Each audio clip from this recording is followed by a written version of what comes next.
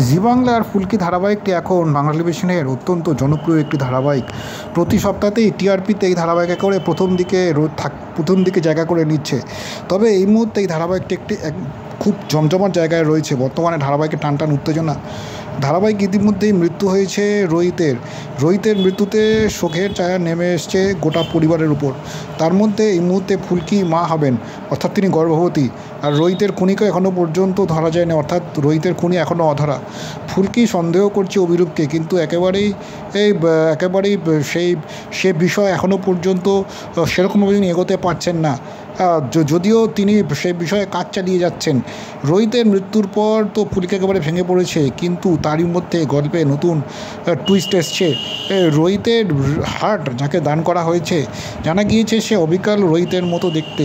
তাই ফুলকির জীবনে যে আরও নতুন কিছু অপেক্ষা করছে সেটা ভালো মতোই আন্দাজ করছেন ফুলকির দর্শকেরা। তবে এরই মাঝে ধারাবাহিকের আগামী পর্বের এক ঝলক সামনে এসেছে। সেখানেই দেখানো হচ্ছে ফুলকিকে ভবিষ্যতের ক্রীড়ামন্ত্রী পদে নিয়োগ করা হয়েছে। আর সেই নিয়ে সামাজিক মাধ্যমে ইতিমধ্যেই তৈরি হয়েছে বিতর্ক। মূলত ফুলকি একজন অল্প বয়সী মেয়ে, শুধুমাত্র একটা বক্সিং ম্যাচ জিতে ফুলকিকে এভাবে মন্ত্রী পদে নিয়োগ করা একেবারেই উচিত হয়নি বলে দর্শকের একাংশ মনে করছেন। অনেকেই ধারাবাহিকের এই গল্প নিয়ে অসন্তুষ্ট। ফুলকি রাজনীতিতে এসেছে মানুষের সেবা করতে, সে পর্যন্ত সবই ঠিক ছিল, কিন্তু এভাবে তাকে ক্রীড়ামন্ত্রী বানিয়ে দেওয়া উচিত হতো কখনোই উচিত বলে মনে করছেন না দর্শক। ক্রীড়ামন্ত্রী হওয়ার জন্য ফুলকি বয়সে অনেকটাই ছোটো। আর এভাবে ধারাবাহিক গল্পে চাকরি থেকে দেখানো হচ্ছে সেটা একেবারেই মানতে পারছেন না। রীতিমতো ট্রোল করছেন, অনেকেই বলছেন গল্পের গুরু আবারও মগডালে উঠল।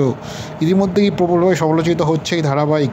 এমনকি দর্শক ক্রমাগত নানান মন্তব্য করে যাচ্ছেন এই ধারাবাহিকে যে নতুন প্রোমো প্রকাশিত হয়েছে সেই নিয়ে।